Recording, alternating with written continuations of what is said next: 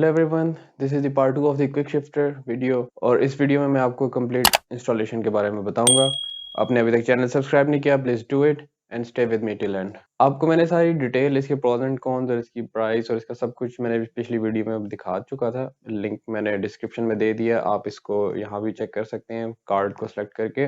उसके अंदर मैंने सारी हाई लेवल इसके बारे में चीजें और आपके क्वेश्चन को एड्रेस कर दिया था। अगर आपने अभी तक वो वीडियो नहीं देखी तो आई वुड रिकमेंड कि आप वो पहले देख लें और फिर आपको इसकी वीडियो की समझ आएगी। ये वीडियो जो मैंने बनानी थी वो मैंने सोचा हुआ था कि मैं 5000 सब्सक्राइबर पूरा होने पे बनाऊंगा, लेकिन मैंने एक पोस्ट की थी, उसके बाद बहुत सारी इतनी रिक्वेस्ट आई, फिर मैंने कहा यार अब लोग सारे नाराज होना शुरू हो गए हैं। तो दूसरा एक सब्सक्राइबर है जिन्होंने मुझे नीचे कमेंट में लिखा था कि अल्लाह मियां उनको सेहत दे, उनका कुछ फ्रैक्चर हो गया था उनके बाजू, जिसकी वजह से उनको ये फंक्शनलिटी उनको चाहिए थी और वो क्लच यूज करते हुए उनको बहुत ज्यादा दिक्कत होती है, तो इससे उनका क्लच की यूजेज जो है वो हाफ हो जाती है। तो ये स्पेशली जब मैंने उनका कमेंट पढ़ा तो मैंने कहा छोड़ दो, 5000 सब्सक्राइबर मैं नहीं करता, मैं इसको पहले से करता हूँ। तो ये स्पेशली आप लोगों के लिए मैं पहले शूट कर रहा हूँ। सबसे पहले मैं इसकी वर्किंग के बारे में बात करता हूँ कि जो सुपर बाइक्स के अंदर है वो काम कैसे करता है। मैंने बताया था कि उसी प्रिंसिपल पे काम कर रहा है जो मैंने अपनी YBR में क्विक शिफ्ट इंस्टॉल किया है। वो काम इस तरह करता है कि आपको क्लच की जरूरत पड़ती क्यों है। क्लच की जरूरत पड़ती तब है कि जब इंजन लोड में होता है, इंजन और गियर बॉक्स आपस में जब लोड में होते हैं तो आपकी गियर शिफ्टिंग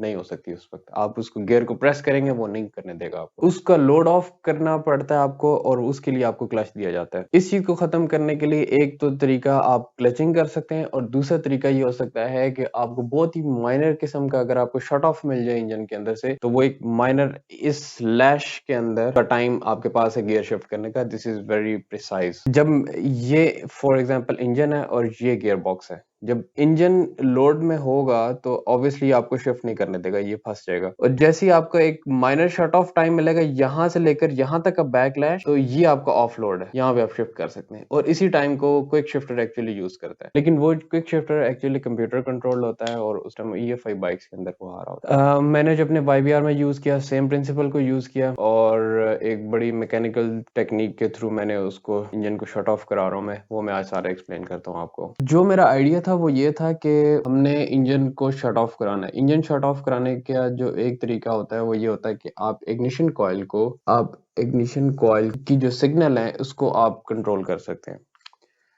मैंने क्या किया, मैंने ये किया कि मुझे कोई एक स्विच ऐसा चाहिए था जो कि इस मूवमेंट को सेंस कर सके जो आपकी गियर लीवर, और चूंकि मैंने आप लोगों के लिए ये बड़ा आसान बनाना था तो मुझे इस वजह से बहुत ज्यादा इस बारे में सोचना पड़ा कि क्या मैं न्यूट्रल स्विच को यूज करूं या मुझे खुद से बनाना पड़ेगा कोई स्विच। तो लेकिन मुझे ये था कि वो आप लोग फिर इसको इम्प्लीमेंट नहीं कर सकेंगे, तो बड़ा सोच विचार के फिर मेरे ज़हन में आइडिया आया और वो ये है कि हम इसको ब्रेक स्विच को यूज कर सकते हैं एज अ सेंसर, और ये मूवमेंट को इसकी सेंस करेगा गियर लीवर की इस मूवमेंट को, और इस मूवमेंट को हम इग्निशन कॉइल के सिग्नल से कंट्रोल करेंगे। लेकिन इस ब्रेक स्विच के जो फंक्शनलिटी हमें उल्टी चाहिए। ये क्या करता है कि जब ब्रेक पेडल वो प्रेस होता है तो ये उसको ऑन करता है कनेक्शन को और पीछे आपकी टेल लैंप है वो ऑन हो जाता है। लेकिन हमने क्या करना है, हमने इसको ऑलवेज ऑन रखना है। हमने इसको ऑलवेज ऑन रखा क्योंकि मैंने कहा था ये रिटर्न शिफ्ट में बड़ा अच्छा काम करता है। ऑब्वियसली दूसरे में भी करेगा लेकिन रिटर्न शिफ्ट में बड़ा अच्छा काम करता है क्योंकि मूवमेंट ऑटोमेटिकली उसको रेप्लिकेट कर रही है। तो क्या होता है कि जो CDI सिग्नल होता है वो डायरेक्ट इसमें जा रहा होता है आपके इग्निशन कॉइल में। इग्निशन कॉइल के डायरेक्ट सिग्नल को हमने बाईपास कर दिया थ्रू दिस स्विच, और इस स्विच के हमने एडजस्टमेंट्स कर दी। ये हमने थ्रू द बॉडी, हमने बॉडी में लगा दिया और इसकी मूवमेंट को हमने एडजस्ट किया ब्रेक लीवर के साथ। अब क्या होता है कि जैसे ब्रेक लीवर ये ऑलवेज ऑन है, इस वक्त ये ऑन स्टेट में क्लोज लूप में। अब जैसे ही आपका गियर शिफ्ट होने लगता है तो इसकी एक माइनर सी मूवमेंट होती है, उस माइनर सी मूवमेंट को ये सेंस करते हैं, साथ ही इंजन को स्विच ऑफ करा देगा। और वो इतना माइनर सा टाइम होता है कि वो बैकलैश होता है। क्या होता है कि सबसे पहले इंजन शट ऑफ होता है, इंजन शट ऑफ होते साथ ही नेक्स्ट जो स्टेप होता है वो गियर लीवर का होता है। तो इतनी देर में आपका गियर शिफ्ट हो चुका होता है और जैसे ही आप इसको रिलीज करते हैं इंजन वापस ऑन हो जाता है। मींस मैंने मूवमेंट में क्या किया कि मैंने इसकी मूवमेंट से इंजन शट ऑफ किया, जरा से लेफ्ट से इंजन शट ऑफ हुआ और साथ ही जब मैंने पुश करूंगा तो गियर ऑटोमेटिकली चढ़ चुका होगा और वापस रिलीज करने पे मेरा इंजन ऑन हो जाएगा। तो ये टेक्निक है सारी इसके ऊपर। तो ये इग्निशन कॉइल है, इग्निशन कॉइल टू प्लग। ये CDI सिग्नल जो पहले इसमें जा रहा था अब वो इस स्विच के थ्रू होके जाएगा और इस स्विच को हमने ऑलवेज ऑन कर दिया थ्रू ब्रेक लीवर। ये मैं आपको इम्प्लीमेंटेशन अपनी बाइक में भी दिखाता हूँ कि वो कैसे करनी है। इस ब्रेक स्विच को ना आपको थोड़ा सा खोल के ग्रीस करना पड़ेगा और क्योंकि इसकी मूवमेंट हमें बड़ी थोड़ी सेंसिटिव चाहिए, तो ये आपको यहाँ से खोल के थोड़ा सा इसको ग्रीस अप करना पड़ेगा, और ग्रीस अप करने के बाद आपने और कोई चेंज नहीं करना। कई दफा आपको, क्योंकि ये वाला जो है इसकी स्प्रिंग की एडजस्टमेंट इट्स फाइन, कुछ की आपको स्प्रिंग की एडजस्टमेंट्स भी करनी पड़ेंगी एज पर रिक्वायरमेंट। ये एक इग्निशन कॉइल है, ये YBR की इग्निशन कॉइल है, ये प्लग में जाता है और यहाँ पे आपका सिग्नल ये बॉडी पे टाइट होता है और यहाँ पे आपका सिग्नल आ रहा होता है CDI, यहीं पे डायरेक्ट CDI की वायर लगी थी। आपने जो भी यहाँ पे वायर लगी है यहाँ से उतारनी है, इनमें से कोई भी वायर, कोई भी कलर की वायर, क्योंकि this is a switch, it's not a problem कि आप ये वाली लगाएं या ये वाली लगाएं। ये वाली वायर इधर आ जाएगी और CDI का सिग्नल इस वायर में आ जाएगा। अब ये ब्रेक स्विच के थ्रू, अब इसको मैं ब्रेक स्विच तो नहीं कहूंगा, अब ये as a sensor, brake lever sensor के तौर पे अब ये काम कर रहा होगा ये स्विच। तो एक्चुअली मुझे इसको बनाने में टाइम भी इसी वजह से लग रहा था, क्योंकि मुझे उस चीज को एज अ सेंसर यूज करना था जो कि आपको इजीली अवेलेबल हो।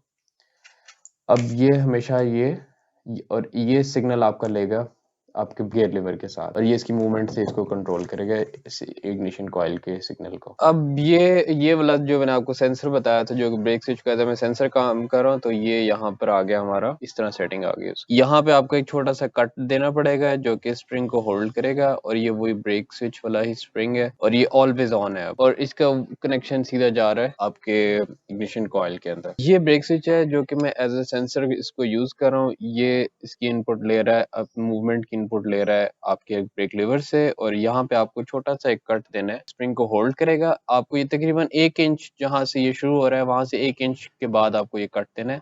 और दिस इज इम्पोर्टेंट, क्योंकि अगर आप बहुत ज्यादा आगे कर देंगे तो इसकी मूवमेंट हद से ज्यादा सेंस करना शुरू हो जाएगा और ब्रेक स्विच आपका खराब हो जाएगा, और अगर आप बहुत पीछे कर देंगे तो वो इतनी कम होगी कि स्विच की मूवमेंट ही बहुत माइनर सी होगी, तो आपको वो नहीं देगा।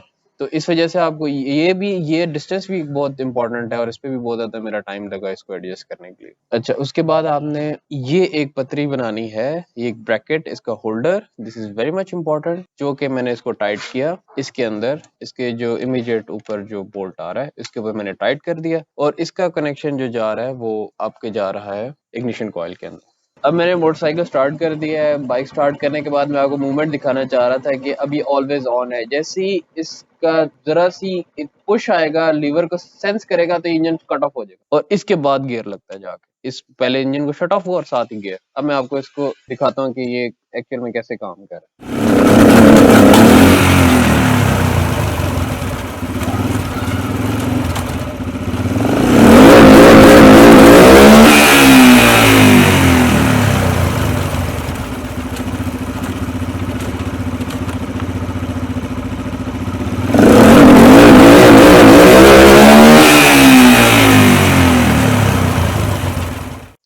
अब लास्टली मैं आप लोगों के लिए क्या कर सकता हूँ, एक तो मैंने वीडियो बना दी वो तो ठीक है, लेकिन ना इसके अंदर आपको कुछ चेंजेस करनी पड़ती हैं। जैसे इसकी तारों को एक्सटेंड करना पड़ेगा, इसको रीग्रीस करना है, और इसके जो ग्रिप्स हैं वो आपने चेंज कर देनी है, और जो कि इसके दोनों के कंपेटेबल हो।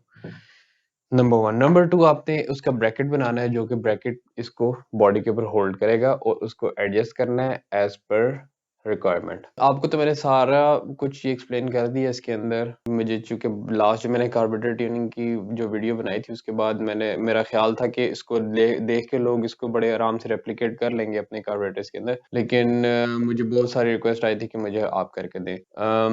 तो इसके लिए मैं चूंकि पब्लिकली काम तो नहीं करता, लेकिन मैं आपके लिए ये कर सकता हूँ कि मैं एक कंप्लीट किट बना के with bracket, with extended wires and with grips, वो मैं आपको सेंड कर सकता हूँ। लेकिन उसके लिए आपको मुझे 2 चीज़ें मुझे चाहिए। एक तो आपने मेरा चैनल सब्सक्राइब करना है, और दूसरा आप मुझे इंस्टाग्राम पे मुझे बताएंगे, ऑर्डर देंगे, और ऑर्डर को मैं फिर 1 से 2 दिन लेके मैं उसको बनाऊंगा, और बना के फिर मैं आपको सेंड कर दिया करूंगा। ऑब्वियसली अगर तो ये आप खुद करते हैं तो उसकी कॉस्ट वही है जो कि आपकी इनकी आती है, जो कि 120 से 150 रुपए के दरमियान में होगी। तो लेकिन ऑब्वियसली क्योंकि इसमें मेरी मेहनत लगी होगी, मैं वो तो नहीं चार्ज करूंगा। अगर आप खुद करेंगे तो आपको कम में पड़ेगा, लेकिन जब मैं इसको आपको शिप करूंगा तो ऑब्वियसली वो मैं एज पर द टाइम जो भी चीजों का होगा मैं उसके मुताबिक उसको चार्ज करूंगा। तो टिल देन आपसे नेक्स्ट वीडियो में मुलाकात होती है विद अनदर इनोवेशन इंशाल्लाह। सी यू।